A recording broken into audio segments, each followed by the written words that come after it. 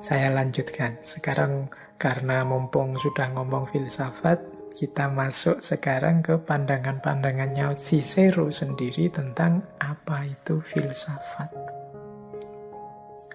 Ada definisi standar yang ini kita semua sudah tahu, yang juga disepakati oleh Cicero tentang filsafat, yaitu cinta kebijaksanaan. Kata Cicero, mereka yang mencari kebijaksanaan disebut sebagai para filosof. Dan filsafat tidak lain adalah cinta kebijaksanaan. Nah, yang jarang kita bahas kebijaksanaan ini. Apa sih kebijaksanaan itu? Kata Cicero, kebijaksanaan itu pengetahuan tentang segala sesuatu yang manusiawi dan yang ilahi, dan bagaimana menguasai dan mengendalikan semua itu. Kalau kita definisikan filsafat sebagai cinta kebijaksanaan, kemudian orang tanya kebijaksanaan itu apa? Kebijaksanaan itu pengetahuan tentang segala sesuatu yang sifatnya manusiawi dan yang ilahi. Yang manusiawi bersifat kemanusiaan, yang ilahi berhubungan dengan ketuhanan. Semua pengetahuan yang berciri dua itu nanti jadi awal kebijaksanaan. Cuma selanjutnya juga pengetahuan tentang bagaimana mengetahui dan mengendalikannya. Ini seperti sering saya bilang, kebijaksanaan itu paradigma yang pas. Tidak berhenti hanya pada pengetahuan akan kebenaran, tapi juga tahu kapan menggunakannya, kapan mengendalikannya, kapan ini diucapkan, kapan jangan diucapkan dulu. Nah, ini bijaksana namanya. Kapan disampaikan, kapan ditunggu dulu, kapan menyampaikannya langsung, kapan menyampaikannya dengan ilustrasi-ilustrasi untuk memancing pemahaman. Nah, ini namanya kebijaksanaan. Jadi kebijaksanaan itu unsurnya pasti tidak hanya pikiran atau intelektual, tapi juga pemahaman tentang kenyataan. Jadi benar saja masih belum, tapi harus benar dan pas sesuai konteksnya. Banyak kebenaran yang jadinya tidak bijaksana ketika ruang dan waktunya tidak pas menggunakannya. Misalnya hari ini banyak saudara-saudara kita, teman kita, tetangga kita yang terkena COVID, kemudian banyak pula diantaranya yang meninggal.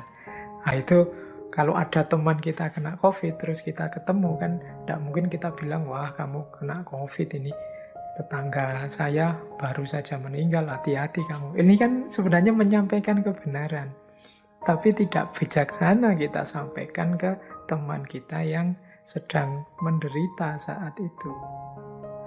Bisa jadi dia tambah panik, tambah gelisah, meskipun yang disampaikan kebenaran. Jadi pinter-pinterlah kita untuk memilah mana bijaksana, mana tidak.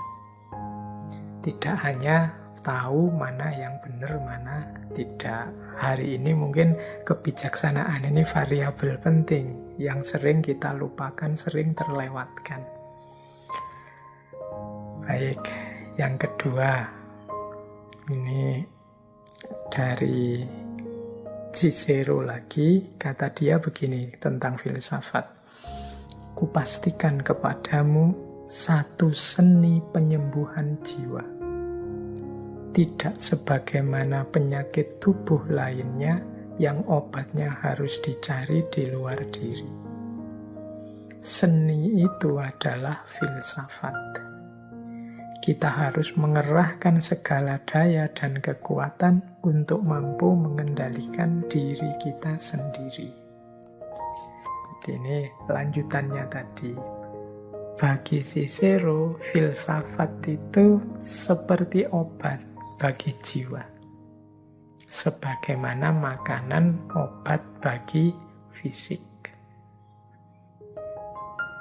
Jadi sebagaimana obat fisik, kita punya obat rohani atau obatnya jiwa, kata Cicero, yaitu filsafat. Mengapa kok filsafat itu obatnya jiwa? Karena filsafat membantu kita, memberi kita kekuatan dan kemampuan untuk mengendalikan diri. Jadi, kemampuan pengendalian diri ini diajarkan dalam filsafat. Nah, ini mungkin agak berbeda dengan pemahaman kita selama ini ya. Banyak orang nuduh filsafat itu bebas, filsafat itu liberal, filsafat itu mikir sakarepe dhewe. Ndak begitu. Justru filsafat itu, kata Cicero, melatih kita untuk mengendalikan diri. Mengendalikan diri maksudnya apa? Berpikir secara tertib, tertata, justru tidak sakarepe dhewe. Justru tidak nyari ingin menangnya sendiri, ndak. Jadi perilaku filosofis itu justru berpikir yang terkendali dalam kuasa kita, bukan berpikir yang tanpa dikendalikan. Jadi kalau kita mampu melakukan itu, di situ nanti filsafat akan berperan menjadi obat bagi jiwa kita. Obatnya di mana? Dia menjawab kegelisahan-kegelisahan kita. Dia menenangkan kegalauan kita. Dia menunjukkan kejernihan ke dalam diri kita. Maka jiwa kita kemudian jadi tenang. Jadi versinya Cicero justru filsafat itu berpikir yang tertata, terkendali dalam kuasa kita untuk menjawab problem-problem hidup kita. Disitulah nanti dia berperan sebagai penyembuhan jiwa. Terus, jadi ini masih tentang filsafat. Yang ketiga, ada lagi kalimat yang populer sekali dari Cicero tentang filsafat. Yaitu, kata dia, belajar filsafat itu tidak lain mempersiapkan diri menuju kematian. Wah, ini yang berat ya. Ternyata kata Cicero, belajar filsafat itu harus siap-siap menuju kematian. Ini kata mutiara ini maknanya bisa macam-macam. Bisa kita artikan begini. Belajar filsafat itu berarti orang hanya berkomitmen pada kebenaran. Yang benar disampaikan sebagai benar, yang salah dibunyikan sebagai salah. Dia kritis, dia argumentatif, dia tidak hanya manut saja, ikut saja apa yang terjadi di sekeliling. Bahkan mungkin gagasan-gagasannya nabrak keyakinan umum orang banyak. Maka siap-siaplah, berfilsafat itu bisa jadi mempersiapkan diri kita menuju kesulitan bahkan kematian. Ini makna yang pertama, bahwa filsafat itu siap-siap menuju kematian.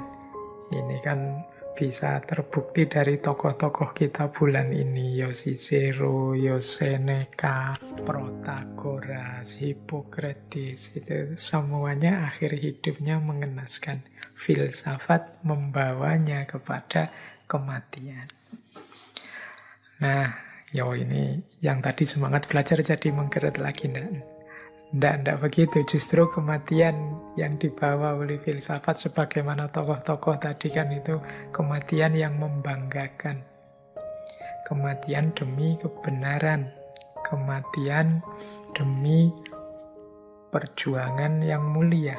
Buktinya nama-nama mereka masih kita kenang sampai saat ini. Tapi itu makna yang pertama. Bisa juga kata-kata quotes dari Cicero ini kita maknai begini. Berfilsafat itu pada dasarnya adalah perjuangan menaklukkan diri kita sendiri. Hasrat kita, ego kita, ambisi kita, hawa nafsu kita, keinginan-keinginan egois kita. Berat dan sangat pahit. Jadi kadang-kadang kebenaran yang kita temukan itu bukan kebenaran yang kita inginkan. Kadang-kadang kebenaran yang kita dapatkan itu justru nabrak kenyamanan, kenikmatan kita selama ini. Tapi sebagai tuntutan cinta akan kebijaksanaan tadi, mau tidak mau kita korbankan ego kita korbankan hasrat, hawa nafsu, keinginan-keinginan egois kita. Oh, ini kan seperti orang yang dalam tanda petik membunuh dirinya sendiri. Jadi dengan makna ini pula bisa kita pahami kalimatnya Cicero bahwa belajar filsafat itu tidak lain mempersiapkan diri menuju kematian. Oke, kalau di makna yang kedua ini mungkin teman-teman lebih sreg ya, lebih cocok, tidak mengerikan lagi. Baik, ya monggo direnungi wong ini. Pikirannya orang yang bisa sesuai, bisa ndak, bisa cocok, bisa ndak. Silahkan dipilih saja mana yang paling relevan, paling manfaat untuk hidup kita. Nah, saya tambah satu lagi yang tentang filsafat ini, khususnya tentang pemikiran. Kata Cicero begini, pikiran itu terbiasa dengan hal-hal yang biasa dilihatnya. Sehingga kemudian dia berhenti heran, tidak lagi mencari tahu, kemudian tidak lagi mencari alasan apa yang dilihatnya sepanjang waktu. Jadi maksudnya Cicero itu begini loh. Banyak orang yang kemudian berhenti berfilsafat. Mengapa? Karena dia merasa sudah tahu segalanya, sudah menemukan kebenaran tentang banyak hal. Padahal dia tidak sadar, yang dia yakini sebagai kebenaran itu sebenarnya hanya kebiasaan. Kebiasaan itu ya karena dia tiap hari melihat itu, tiap hari mendengar itu, tiap hari akrab dengan itu, akhirnya yang dia lihat, dia dengar terus-menerus itu dianggap sebagai kebenaran. Karena sudah dianggap sebagai kebenaran, dia tidak bertanya lagi, tidak membahas lagi, tidak mengulas lagi. Dia merasa sudah tahu dan sudah benar. Akhirnya kemudian berhenti berfilsafat.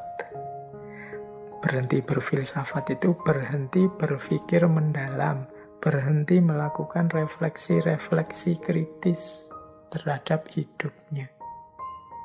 Ya kalau orang sudah berhenti memikirkan hidupnya, ya dia pasti mandek. Selesai, tidak lagi berkembang. Bahkan mungkin tidak sadar kalau dirinya mungkin saja salah. Ini kebalikannya tadi, ini semacam bunuh diri kefilsafatan. Berhenti berfilsafat sehingga tidak sadar tentang kebenaran atau kebaikan ataukah kesalahan, kekeliruan dirinya karena sudah tidak mempertanyakan lagi. Mengapa tidak mempertanyakan lagi? Karena sudah terbiasa. Kita ini kalau sudah terbiasa dengan apa kan sudah biasanya terus jadi kebal. Nganggap yang ya karena biasanya sudah begitu kok Pak, dianggap kita anggap benar begitu saja. Jalannya selama ini seperti itu kok Pak, terus kita anggap ya sudah berarti itulah yang benar. Padahal mungkin kalau dibahas serius, kalau kita selami, kalau kita dalami, ada banyak masalah yang bisa dipertanyakan. Dari yang tadi hanya kita terima begitu saja. Maka hati-hatilah dengan pikiran yang terbiasa dalam tanda petik.